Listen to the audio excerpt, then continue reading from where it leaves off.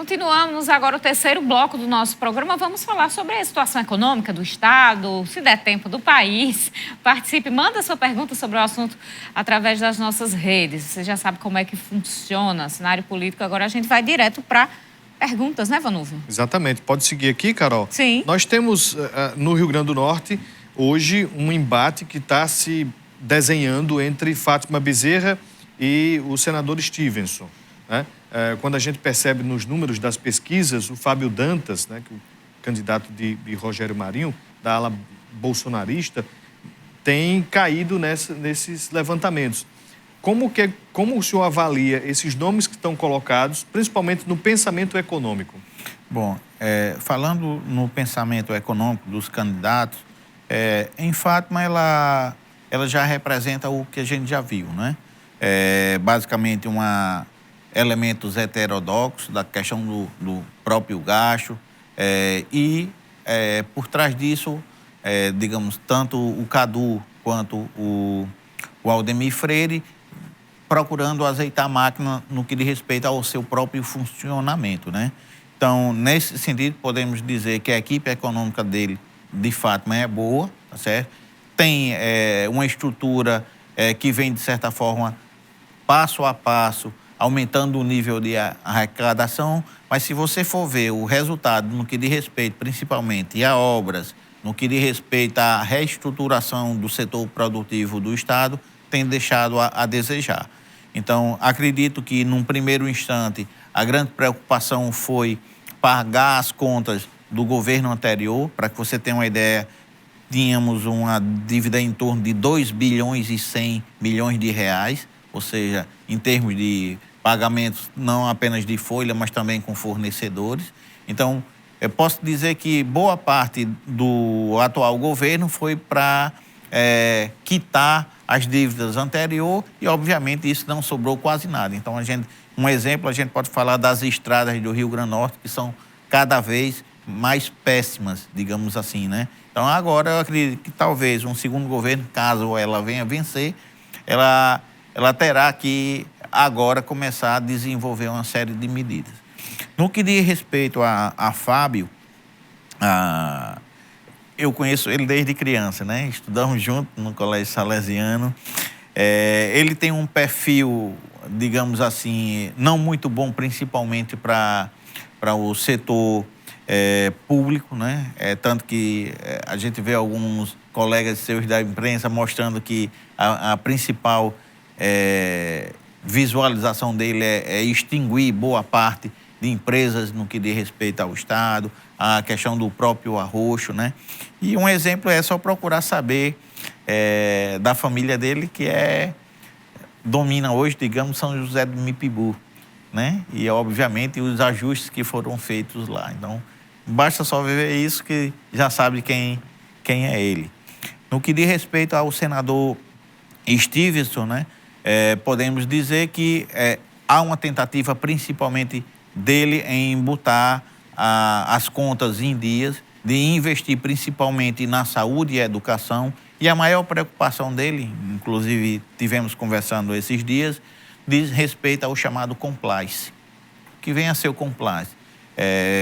Principalmente a questão, no que diz respeito à contratação de serviços, ao lançamento de editais e licitações, de contratar empresas idôneas a prestarem serviços ao Estado. Então, a grande preocupação que vemos é de colocar as contas em dias, de investir principalmente na saúde e educação e, obviamente, dentro do possível, a questão de infraestrutura. Professor, a gente escuta muitos críticos da governadora Fátima Bezerra dizendo o seguinte: ela recebeu muito dinheiro nessa gestão, também teve aumento de arrecadação e poderia ter feito mais, além de equilibrar as contas, de pagar as dívidas com os servidores. É verdade? O senhor concorda? Isso. Por mais que a senadora, ex-senadora e governadora possa dizer que não recebeu dinheiro, recebeu. Bastam ver, noticiado até mesmo pelos seus colegas, né? O volume imenso de recursos que foram realizados, né? Inclusive, em razão da pandemia, os estados, quando tiveram um decréscimo em relação à sua arrecadação, eles foram compensados pelo governo federal, né?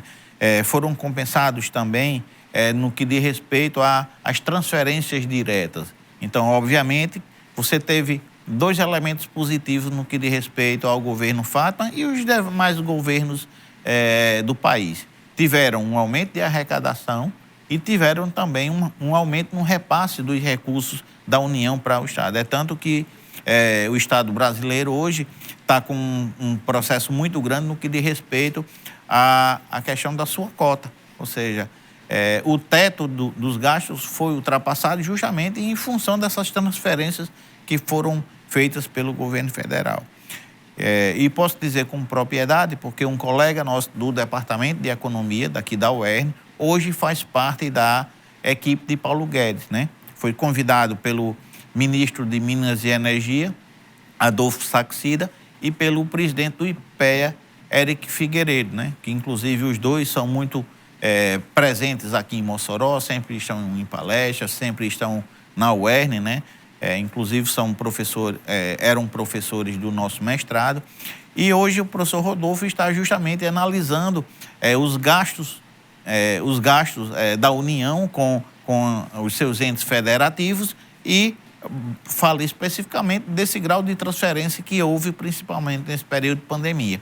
É claro que agora a gente está num período eleitoral, mas podemos dizer que de 2020 a no início de 2022, você teve mais de 400 bilhões de reais repassados para os entes federativos, de uma forma geral. O Estado tem condições de depois agora de dívidas equilibradas, pelo menos com o servidor, de investir em infraestrutura e desenvolvimento econômico? Tem sim.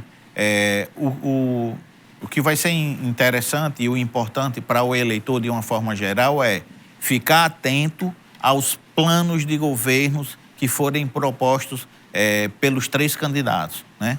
Especificamente os 3 que vocês colocaram, né? Que tem Clarissa, tem outros candidatos. E ficarem atentos ao quê? Ao que vai ser colocado no que diz respeito à infraestrutura, ao que vai ser colocado de reformas, reforma administrativa, reforma fiscal, no caso do Estado, algumas coisas em termos de arrecadação, ou seja, se pautar especificamente na prioridade que cada governo vai ter. Então, isso é importante para o eleitor comum, para a dona de casa, para o empresário, focar especificamente no plano de governo de cada um desses candidatos e ver o que ele vai, de certa forma, investir em cada setor e qual será a relação do Estado com a iniciativa privada.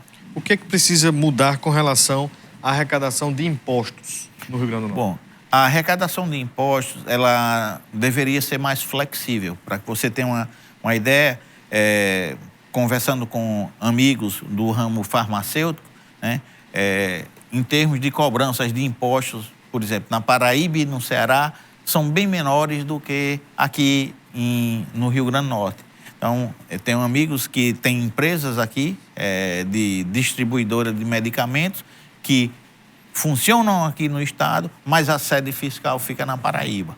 Ou seja, basicamente em razão dos impostos que são cobrados.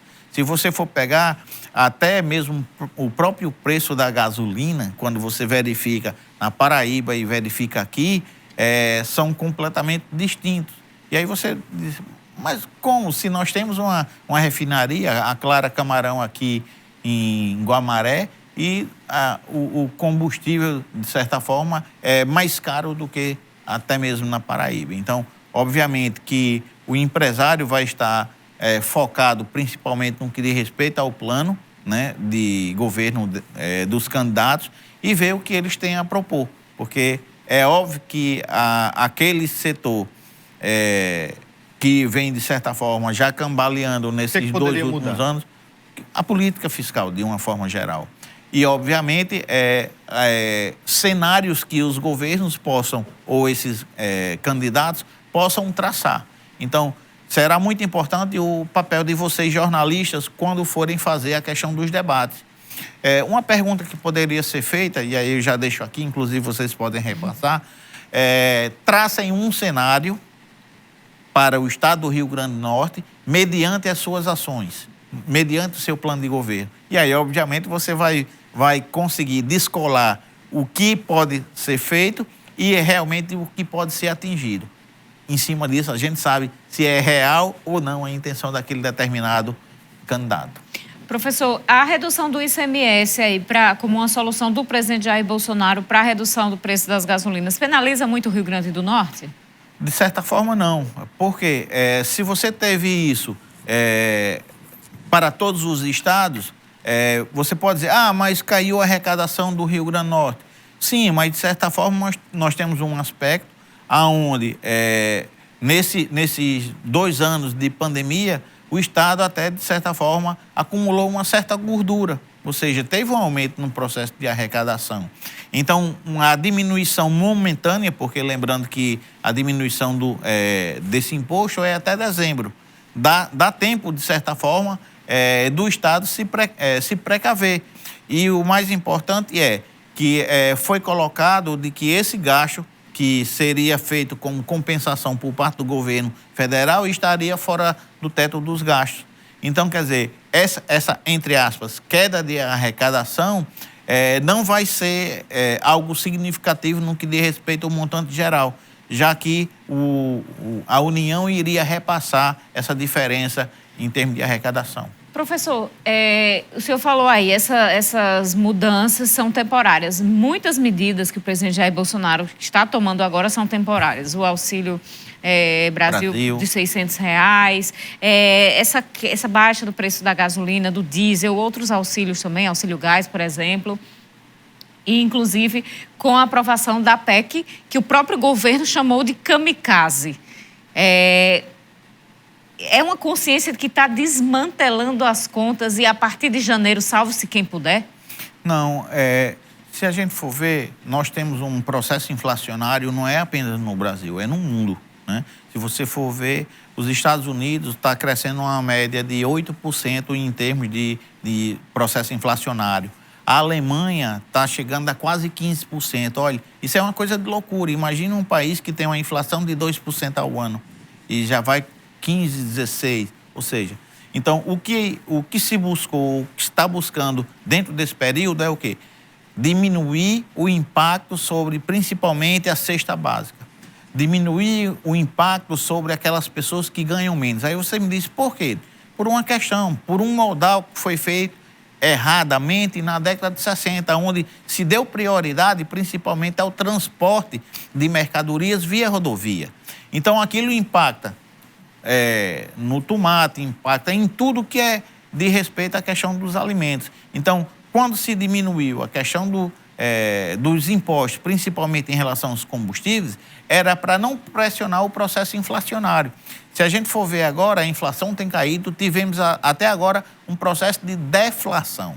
Ou seja, isso significa que as pessoas tiveram um aumento no poder de renda de compra justamente nesses últimos meses, ou pelo menos nos últimos 2 meses.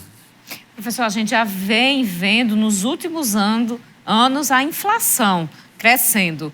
Por que só agora essas medidas por parte do governo federal? Porque essas medidas foram vistas que estavam afetando principalmente aquelas pessoas com poder aquisitivo menor. E, anteriormente, nós não pudemos dar um aumento significativo do salário, principalmente do salário mínimo, em razão das transferências que a União estava fazendo para os estados. Então, não dava para você fazer tudo de uma vez. Então, preferiu-se primeiro ajudar os estados no que diz respeito à manutenção de suas contas, tá certo? E, obviamente, os estados fazerem isso com a população através de políticas sociais. E agora o Estado, ou no caso a União, viu, não, agora podemos, de certa forma, interferir. Porque me digam o seguinte, qual é o Estado que vai querer ter sua redução de impostos? A própria governadora Fátima entrou com ação para não diminuir os impostos no que diz respeito a combustível. Mas a pressão popular foi tão grande que ela terminou recuando. Então, quer dizer, são ações que são necessárias, mesmo que você possa chamar o que se chame kamikaze, mas é aquela história. A hora de se fazer é agora. Muito se chama também de eleitoreira, justamente por conta do período. Sim, pode ser, mas é algo necessário. Então, se você não faz isso agora, você iria ainda fazer com que você penalizasse ainda mais essa classe menos favorecida. Para que você tenha uma ideia, Carol e Vonúbio, cerca de 66% da população brasileira ou das famílias brasileiras estão endividadas. Então, se você já tem um processo de endividamento dessas famílias e você bate diretamente no que diz respeito às condições, principalmente de alimentação, entre outras coisas, dessa população, então você está penalizando ela duas vezes. Então, queira ou não, se fosse Lula, se fosse Haddad, se fosse Ciro, iria estar fazendo a mesma coisa. Quero mandar um alô aqui para o Niel do Sumaré, sempre ligado aqui no programa. Também a querida Jane Azevedo. Melhoras, viu, minha querida? Um ótimo final de semana para você. E tem também, Vonúvio, aqui a Graça do Nova Betânia está dizendo: parabenizo e demonstro minha admiração pelo excelente profissionalismo de Vonúvio, pela sua imparcialidade e postura independente ao tecer os diversos debates que já testemunhei, exemplificando a sua participação de hoje no Jornal das 18 horas lá na Rádio 95 FM. Continue assim, sendo este excelente profissional. Valeu, tá dizendo obrigado. que eu sou do mesmo quilate, viu? Agora, como é que a pessoa pode fazer para ouvir o seu comentário? Tem como ouvir, Vonúvio? Carol, eu tenho para mim que está lá no nosso site da 95, né? tcm95fm.com.br. Professor Leo Vigildo Cavalcante, muito obrigada pela entrevista. Obrigado, desejo a todos uma boa noite. Obrigado, seja sempre bem-vindo, professor. Você de casa, bom final de semana. Até segunda. Muito obrigada pela companhia durante a semana. A gente se encontra segunda-feira. Ótimo final de semana e até lá.